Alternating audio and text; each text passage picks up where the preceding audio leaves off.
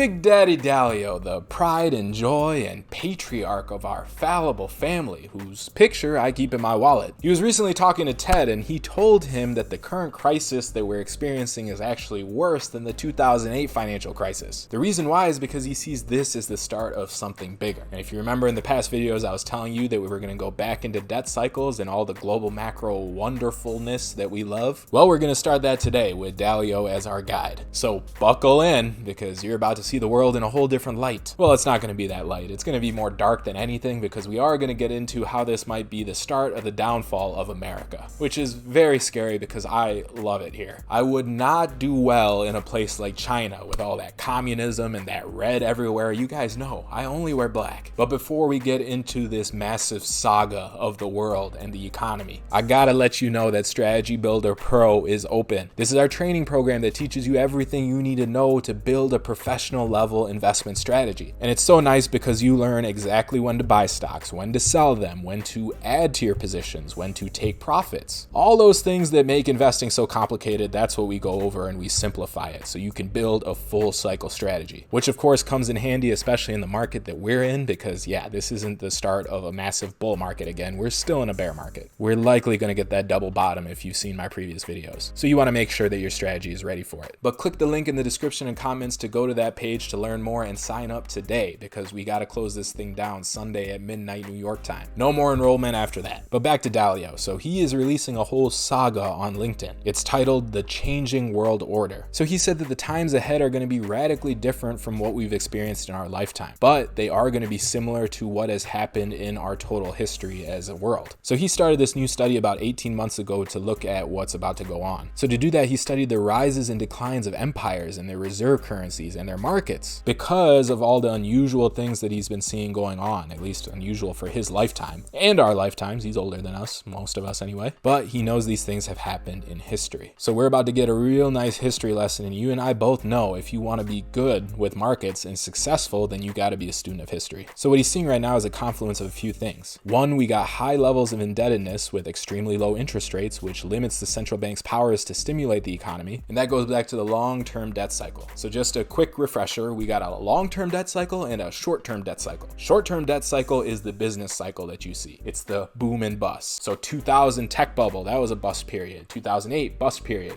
The period right now, this is a bust period, and everything in between is the boom. But that's all short-term business and debt cycle, but then take them together and they make up the long-term debt cycle. And right now we are at the end of the long-term debt cycle, which is very dangerous because this is where we were around World War I and World War II. So the high levels of debt and the extremely low interest rates, that's the signal that we're at the end. But he's also seeing large wealth gaps and political divisions within our countries, which has led to increased social and political conflicts. And you remember we've done previous videos on Dalio's thesis about the wealth gap and how to fix it, in which his solution to fix it wasn't actually that great, but at least his stuff explained what was going on, and it's not good. And number three, what we got now is a rising world power, China, challenging the overextended existing world power, the US, which causes external conflict. And this is what I'm worried about. And honestly, if China was all about freedom and liberty like the US is, then I'd be fine with it, but I'm not trying to have my life controlled by the CCP with no freedom of speech and no freedom in general. So it's not just me saying this China thing is big, it's Dalio too. And the latest reports are saying that the coronavirus did come from a Chinese lab, so maybe I'm not so crazy. Anyway, the most recent analogous time was the period between 1930 and 1945, which is very concerning. So that was World War II, not World War I, like I said before, just two. So as he studied history, he saw this confluence of events was typical in transition periods that last about 10 to 20 years. And you're basically transitioning between big economic and political cycles that occurred over many years, like 50 to 100 years. So we're talking generational changes here. So these big cycles are comprised of swings between happy and prosperous periods in which wealth is pursued and created productively, and those with power work well together to make it happen. So that's the one cycle, and then it swings to miserable, depressing periods in which there are fights over wealth and power, and they disrupt the harmony and productivity and lead to revolutions and wars. So these bad periods are like the cleansing storms. They get rid of the weakness and the excess that happens in the good period. So it gets rid of debt when there's too much debt. Fundamentals in general go back to a sounder footing, but it's painful. And you know, we're just talking about boom and bust here again, but on a larger scale. So this eventually all leads to a stronger world economy, but there are changes. The country who was on top before is not going to be on top after. So the world order changes. That goes back to the America versus China thing. So Dalio studied, between 1930 and 1945, but he also looked at the rise and fall of the British and Dutch empires and also the Chinese dynasties. Because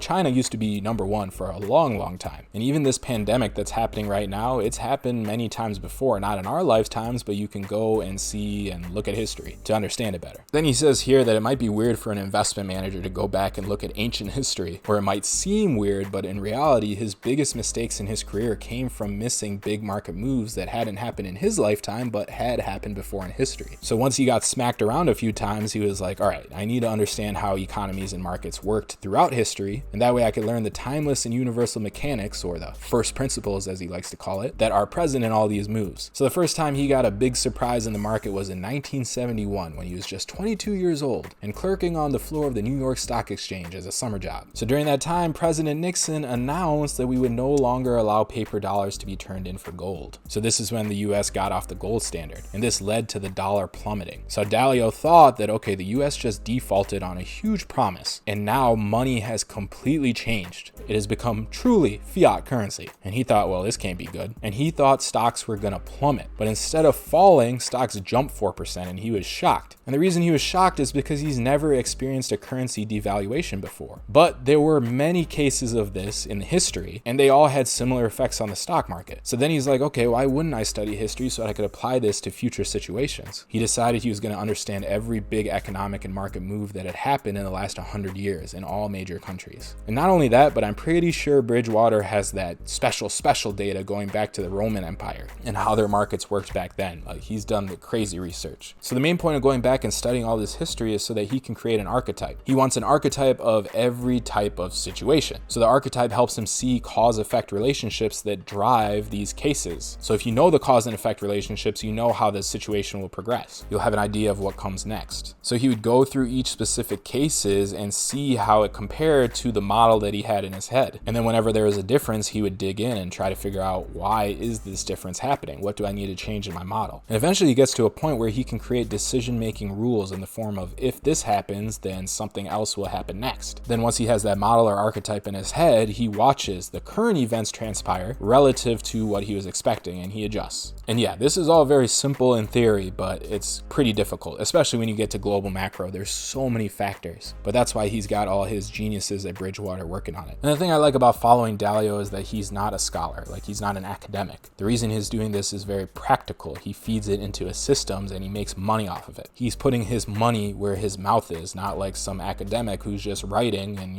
they could say anything because they don't have anything riding on it. So after all his studying, he knows that things tend to evolve upward, meaning they improve over time. And then we have these cycles around that improvement. So it looks like that corkscrew right here. For example, our living standards are always rising because we learn more, which leads to higher productivity and better technology. But we will still have ups and downs in the economy because we have debt cycles. So that's one thing to remember as we go through this stuff, is that it shouldn't be as bad as the past. So when people talk about this current economic crisis being as bad as the Great Depression eventually, maybe it could be percentage-wise, right, and unemployment-wise. But we're also not going to be forming food lines outside. Our standard of living is much better. We got indoor plumbing, with running water and heat, and we got Wi-Fi, so everyone's watching Netflix anyway. So that's one thing to keep in mind so that you don't get too depressed looking at these things, because hopefully we've come far enough that it won't be as bad as it was in the past. So there's a few studies that he's done before this that has led him to this study. First is the long-term debt cycle, which we've already talked about, happens every 50 to 100 years. It's a generational thing. And if you know the long-term debt cycle, then you know what kind of happens when we hit 0% interest rates. So when you saw central banks printing money with QE and 0% interest rates in 2008, 2009, he had already studied what happened in the 30s, so it helped guide him through that crisis. He also saw how all this manipulation creates a wealth gap and why that led to populism and why we might get some conflict now. He did another study in 2014 that let him anticipate countries' growth rates over 10-year periods. And that's based off various indicators like the quality of education and the level of indebtedness, which are worsening for the US relative to big emerging countries like China and India, which is again leading to the theory of why he thinks America is probably going to fall to China. And then, as we mentioned before, populism. Populism took over. So Dalio started studying that in 2016 after Trump won. And populism takes over when you have these big wealth gaps. You're going to get some big societal and political conflicts, which is the same thing that happened in the 1930s. So everything is connected. It all really goes back to the long-term debt cycle. So the big forces at play right here are the long-term money and and debt cycle first of all, because at no point in our lifetimes have interest rates been so low or negative with so much debt. We have over 10 trillion of debt that's at negative interest rates right now, and we're about to have a bunch of new debt because of all the stimulus that we're doing. And this is happening at the same time that huge pension and healthcare obligations are coming due. We got the boomers retiring. So what's going to happen? Like, why is anyone holding debt when there's a negative interest rate? And how much lower can interest rates be pushed? And what's going to happen when we get our next downturn, because it's going to come, but then we aren't able to stimulate it all because we're already at zero and we're already, QE up the wazoo. So our currency is going to get devalued. And then what happens to the debt that's denominated in that currency? What's going to happen if investors flee debt denominated in the world's reserve currencies? So a reserve currency is a currency that's accepted around the world for transactions and savings. And the country that gets to print the world's primary currency, which right now is the US because everything's based off the dollar, they're a very privileged and powerful position. And like I said, the debt that is denominated in US dollars, because it's the reserve currency, is the most fundamental building block for the world's capital markets and the world's economies. But as has always happened in the past, all reserve currencies have eventually stopped being the reserve currency. And often it comes to a traumatic end for the country that enjoyed that privilege. Once again, that's us, the US. And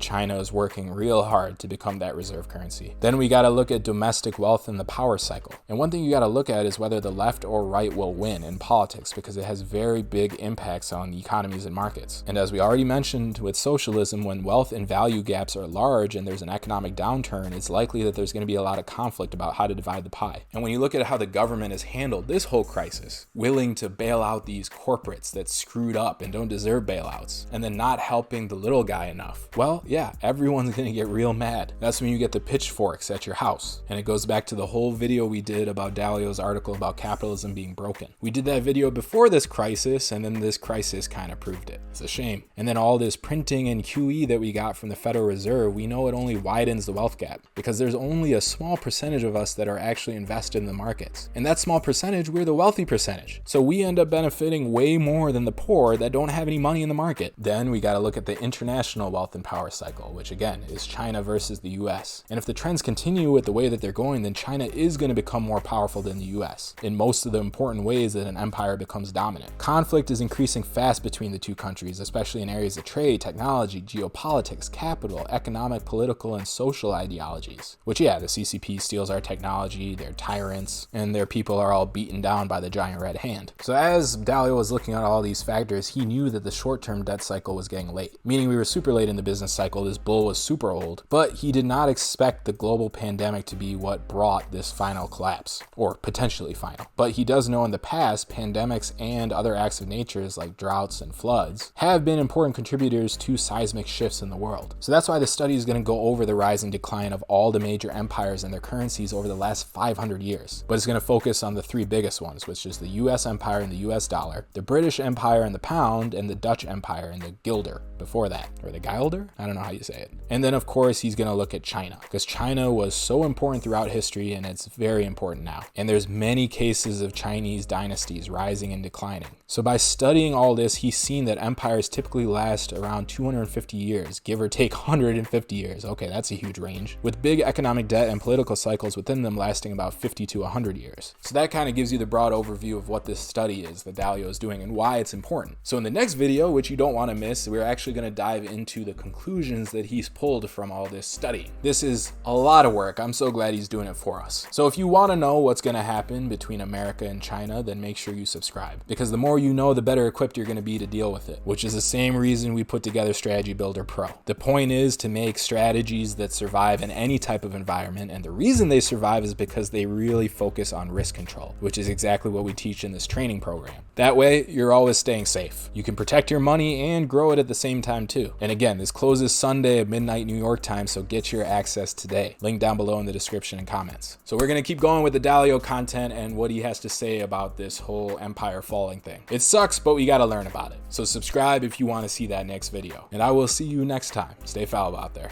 Bye.